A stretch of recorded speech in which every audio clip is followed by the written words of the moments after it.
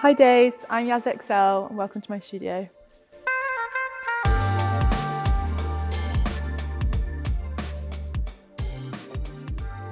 I'm an interdisciplinary artist and designer.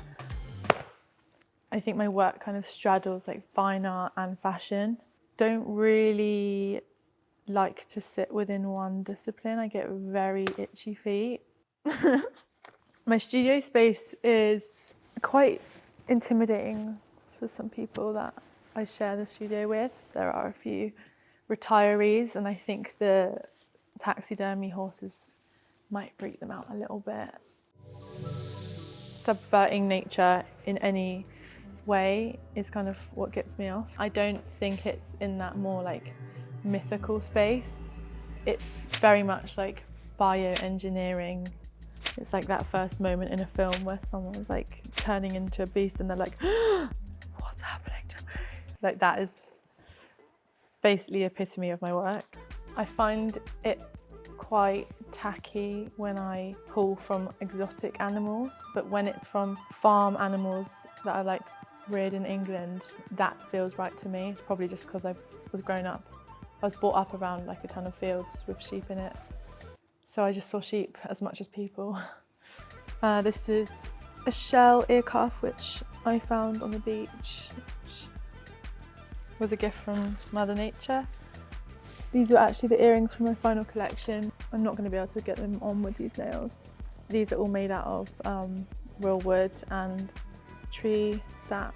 All these buttons come from all different eras of my life and places. This is my health and beauty catalogue. The lanolin cream, the before and after, is quite harrowing. So it was literally made out of an old baby harness and I pattern cut in all the sheep joints, like the sheep elbow anatomy and the sheep knee, backwards knee anatomy, a little leather mini dress which transforms into a backpack, and the back is adorned with some knitted condoms. And as I knitted them, air got caught in them and created these like stunning bubbles, but it didn't stand the test of time and it has deflated now. It's probably a metaphor, just like my dreams. Oh, my wool candle is really burning up now. That's a bit worrying. This is a contraceptive booklet with my name on it. I love how it looks,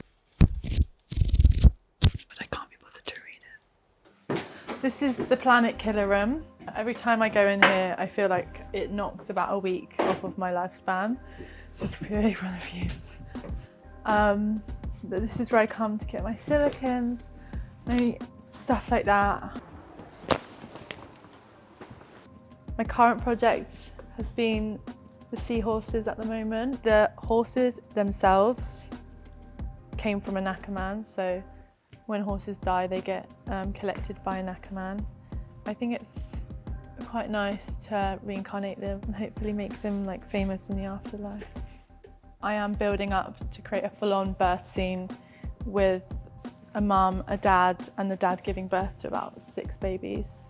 So this is the baby seahorse. I've only just started her and she was actually in Simon the Stuffa's freezer for 15 years. Simon did all the taxidermy for the McQueen shows with the birds. And here we have my Capri baby, which I made for Twigs. I'm still a mysterious It's got a black wire kind of coming out of its neck at the moment, which is the breathing mechanism for it.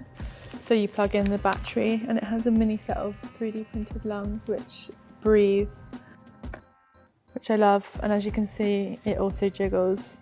I basically incorporated fibre optic strands into the fin so that the tail would like glow and change colour underwater.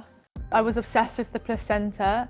There was these gorgeous images on Google of the placentas which come out of like sheep and cows, and they're just like purpley pink and they have like yellow fluid in them and they're just the most pretty things ever. Yeah, naturally anything that related to a farm birth, fetal, which is also a star sign, was just a dream project. I don't know. It's everything I could ever wish for into one. Oh my word. I'm just going to clean the birth goo off of the baby pelican. Yeah, I did become quite obsessed with silicone. It first started when I taught myself to make special effects, prosthetics, and I ended up just learning it from YouTube during lockdown. I love how they jiggle and move like this. I think that is another thing which can give life to an otherwise very still and static sculpture. Creating things that allow light to like diffuse in different ways, that also like gives it life.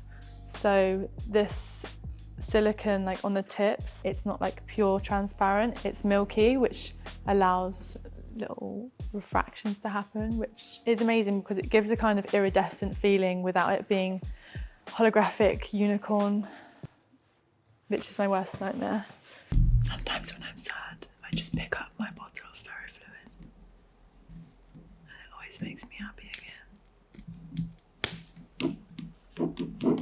So this is the offerings from the last Fantastic Twirls. Fantastic Twirls, which is run by Nazim Azar, is just a collective of designers who kind of refuse to fit into the current like fashion system, and basically anything goes as long as it's like done with joy and in integrity. I mean, it's called Fantastic Twirls, and a twirl is something unfinished, so you don't have to worry so much about how perfectly finished something is. Like at the end of the day, it's good to just give people a part of your work. Yeah, it's really great. It just, otherwise I become a hoarder. If I don't go through my stuff and actually like have a reason to keep making things, it all just accumulates. Yeah, I think comfort is a really key aspect to the clothes that I make. She's just gonna get changed, so the cameras please. As much as they look like they're not functional, I really like to think about like the utility and function like within them. We've got a wood veneer tattoo tie, wood veneer lino corset. I became really obsessed with wood grain when I noticed how it's actually really psychedelic like in itself. It's the most natural thing ever, but it's also like the print makes you feel like you're like in space, like traveling through dimensions. Black water.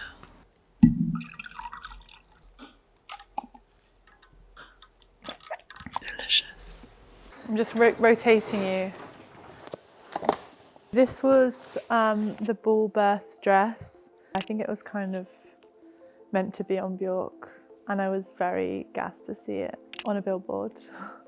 When I designed the pattern and my friend Will Bond, he airbrushed it on, we kind of wanted it to look like these vortex vent holes were acting as almost like black holes and like sucking the wood grain towards it. And on the runway it had a ball like levitating above it, as if it had just like spouted out this ball. So these shoes are from my final collection. They are the levitation boots. But yeah, the lights are built into the perspex soles so that when you walk, it casts a shadow underneath the shoe. So then it looks like you're floating as you're walking. I think the moon like really does something to the water in my body and really warps my brain, which is quite annoying because it's very antisocial and it means I can't really have a normal job and turn up at a normal time because I am always just alive at night, and that's when I make the best stuff. And that's not really the way the world works. Oh, I'm really thirsty again. Oh, it went in my eye. Oh, much better.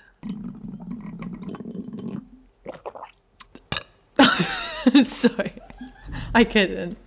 I had just drunk so much. That's all for Yaz XL in the studio. See ya. All right, love, just the usual. Yes, please, Don. Beautiful. Straw for you then, please. Thank you, Angel. I'll stick it on the tab. All right, Dave. I've done it. Fucking hell.